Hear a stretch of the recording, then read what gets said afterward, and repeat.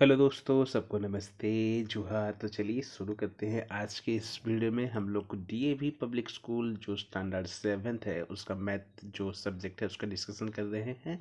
और part 1 already complete हो चुका है, ये सेकंड पार्ट है। तो पार्ट 2 में आपका स्वागत है। तो आज हम लोग चैप्टर 1 के जो रेशनल नंबर है उसका सेकंड पार्ट डिस्कशन करेंगे। तो वीडियो में जुड़ी रहिए। कोई भी कमेंट, कोई भी डाउट वगैरह या फिर कोई भी इशू हुआ तो कमेंट बॉक्स में आप ज़रूर पूछिए।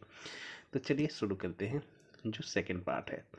तो सेकंड पार्ट में हम लोग पढ़ेंगे प्रॉपर्टीज़ ऑफ फ्रैक्शन। फ्रैक्शन के प्रॉपर्टीज़ पढ़ेंगे, यानी पहले पार्ट कंप्लीट हो चुका है। इससे पहले आपको फर्स्ट पार्ट देखना है।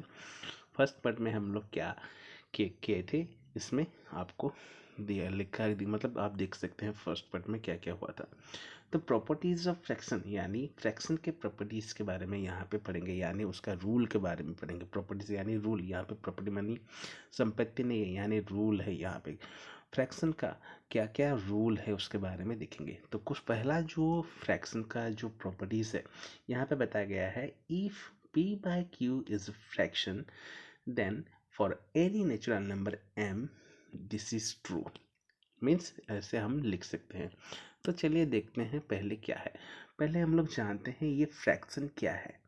प्रॉपर्टीज ऑफ फ्रैक्शन, फ्रैक्शन के बारे में पता है ना। तो फ्रैक्शन क्या है, तो देखिए फ्रैक्शन एक ऐसा नंबर है जो कि रिलेशनशिप बताता है किसके ऊपर, ए होल और ए पार्ट, यानी जो पूरा है और उसमें से जो लिया गया है उसके अंदर जो रिलेशनशिप है उसके बारे में बताता है।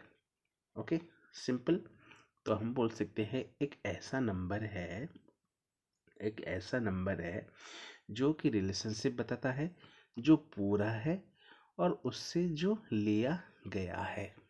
ओके, तो यहाँ पे देखिए, a fraction is a number that describe the relationship between a part यानी उससे लिया गया जो चीज़, represented by denominator is numerator, यानी जो पार्ट को हम लेते हैं, यानी जितना लिए तो उसको हम लोग बोलते हैं numerator. Numerator number of the part we have, हमारे पास जितना है यानी हम जितना लिए।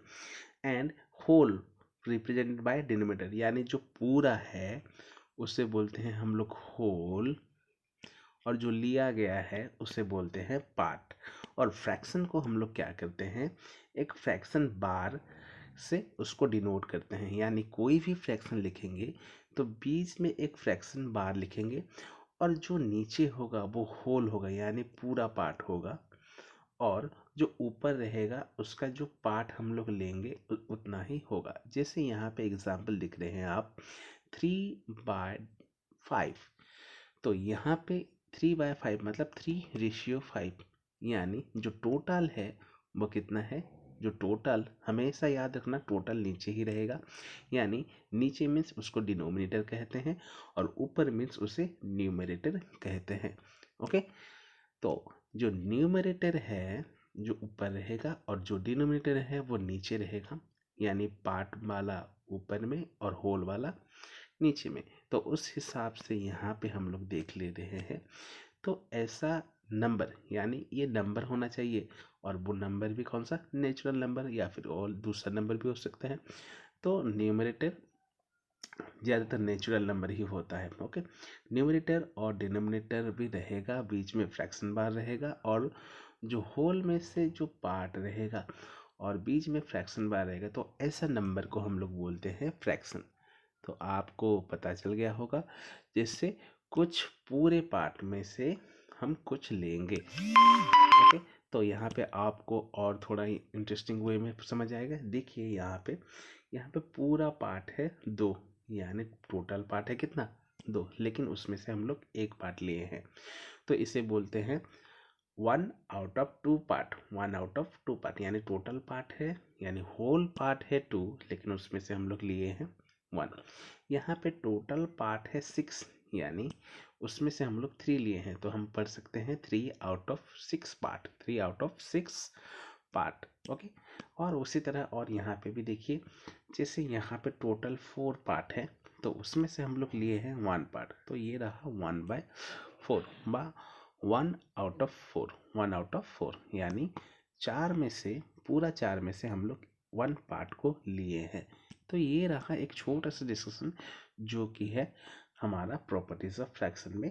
हम लोग फ्रैक्शन क्या है जाने, यानी भाग, कितना भाग टोटल में से कितना भाग लेना है या फिर देना है, तो उसको हम लोग जानेंगे। तो अभी जो रूल पढ़ेंगे वो प्रॉपर्टीज है। उसका मतलब है कोई भी नेचुरल नंबर m के लिए, जैसे नेचुरल नंबर क्या है 1 2 3 4 एट्सेट्रा, यानी आगे आगे बढ़ते जाएगा। कोई भी नंबर हो सकता है इन्फिनिटी तक, यानी अनलिमिटेड तक। तो 1 2 3 4 ऐसे बहुत सारे नंबर के मामले में अगर कोई भी फ्रैक्शन है तो उसे हम लोग वो नंबर से मल्टीप्लाई करके लिख सकते हैं। यानी देखिए, फिर से समझा रहा हूँ, कोई भी फ्रैक्शन है और याद रखिए q नॉट इक्वल टू 0, वो नीचे वाला यानी डिनोमिनेटर 0 नहीं होना चाहिए। यानी और यहाँ पे जो, यानी पूरा पार्ट 0 कभी भी नहीं होना चाहिए, होल पार्ट कभी भी 0 ना। होल अगर 0 रहेगा तो हम लोग कैसे उससे डिवाइड कर पाएंगे। यस, मान लीजिए हमारे पास पूरा कोई चीज़ नहीं है तो उससे आधा कैसे ले सकते हैं, उस हिसाब से हम लोग याद रखेंगे नीचे वाला यानी डिनोमिनेटर कभी भी 0 नहीं होना चाहिए। ओके, और इस प्रॉपर्टीज को हम लोग कैंसलेशन प्रॉपर्टी कहते हैं। ओके, तो फ्रैक्शन का देखेंगे कैंसलेशन प्रॉपर्टीज क्या है। जैसे p/q है, कोई भी नंबर है उसमें हम लोग नेचुरल नंबर, कोई भी सेम नेचुरल नंबर उससे मल्टीप्लाई करके उसको कैंसलेशन प्रॉपर्टीज में ला सकते हैं, यानी उसको काट सकते हैं, उसको सॉल्व कर सकते हैं।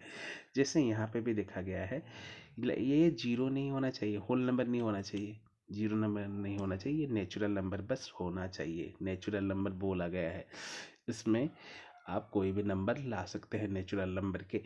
ओके, ऐड कर सकते हैं। जैसे यहाँ पे p/q एक फ्रैक्शन है और वहाँ पे ऐड किया गया है q। ध्यान रखिए यहाँ पे न्यूमरेटर में जितना जो भी आप ऐड करेंगे नीचे भी आपको उतना ऐड करना है, यानी मल्टीप्लाई करना है। क्यों? क्योंकि मल्टीप्लाई करने पर वो क्रश होकर कट जाता है। जैसे 2/2, तो यहाँ पे 2 और 2 कट जाएगा। उसी तरह सेम चीज़ रहेगा ऊपर और नीचे, तो वो क्या होता है, कट जाता है। यानी डिवाइड मतलब वो सेम चीज़ डिवाइड हुआ ना, 4 टेबल में 4 है यानी 4 1 जब 4, यानी वो 0 हो गया, यानी वो कट गया।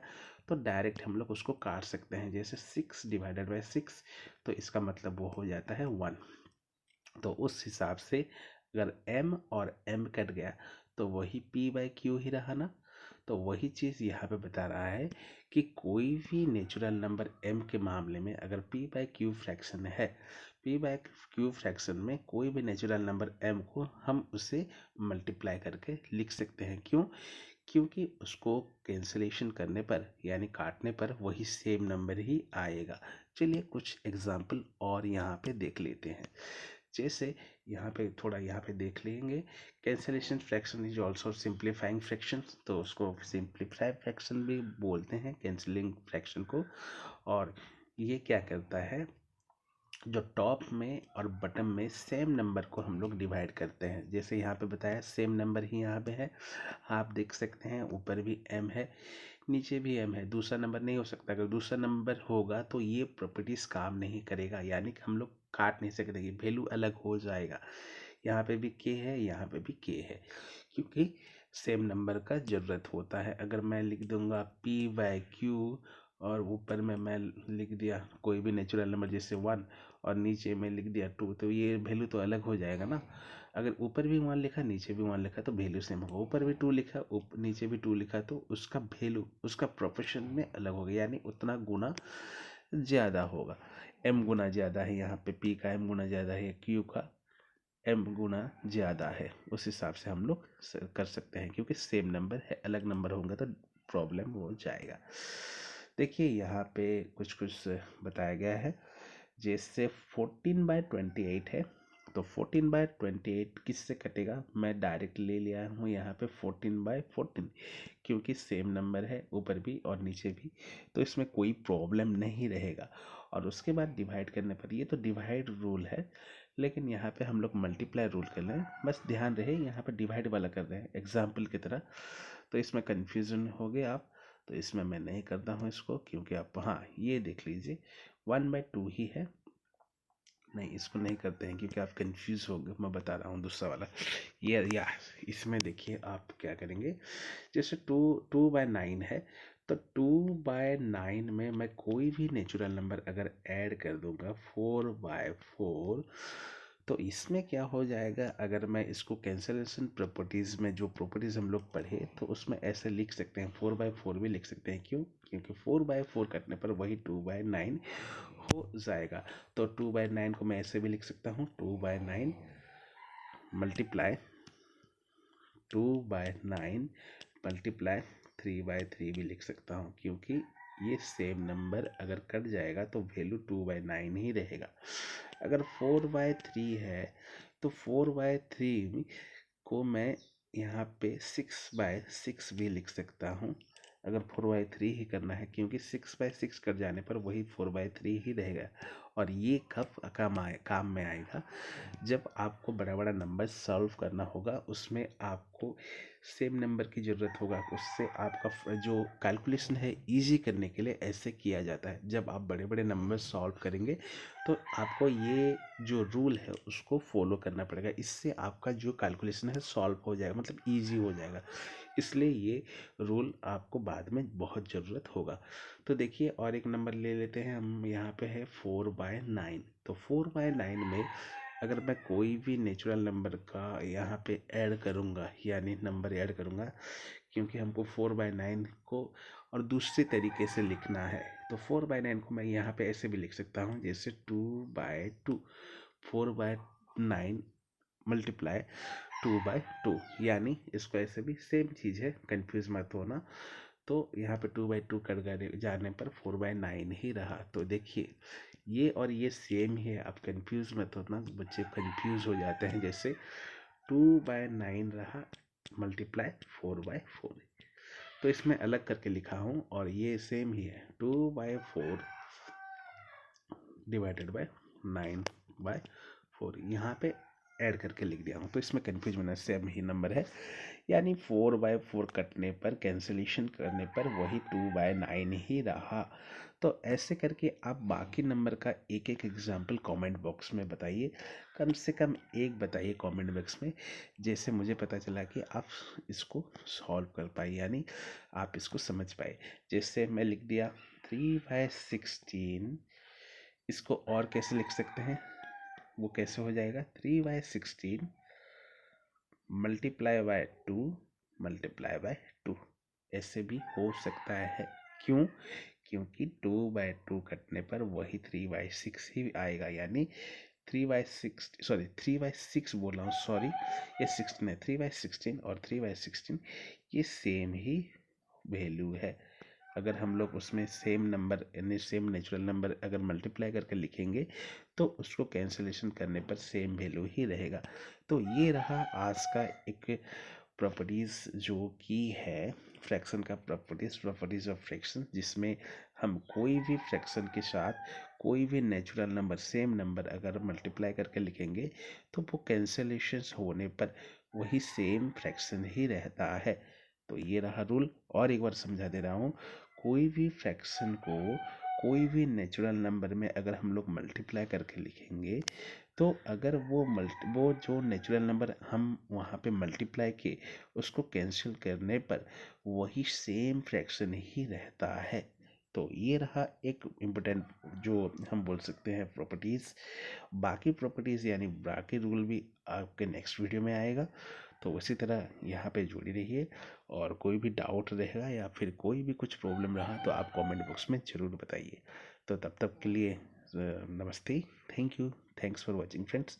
हाँ, और आपको एक रिक्वेस्ट है, अगर आपको ये वीडियो अच्छा लगा तो एक लाइक कमेंट करना मत भूलिए, और आपका सजेशन फीडबैक ज़रूर दीजिए। ओके, और सब्सक्राइब कर लिए चैनल को। थैंक यू, धन्यवाद, नमस्ते।